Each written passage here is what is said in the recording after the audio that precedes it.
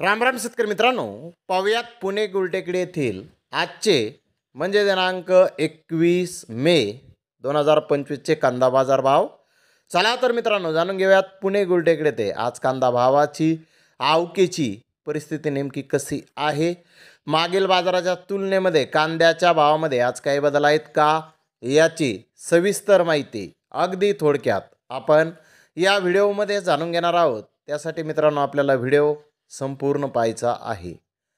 तर मित्रांनो पुणे गुलटेकडी ते आज 50 कांदा गाड्यांची आवक ही आलेली आहे.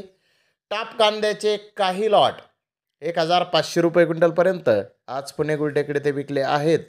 त्याखालोखाल बोठे भारी माल 1300 ते 1400 रुपये क्विंटलपर्यंत विकला आहे.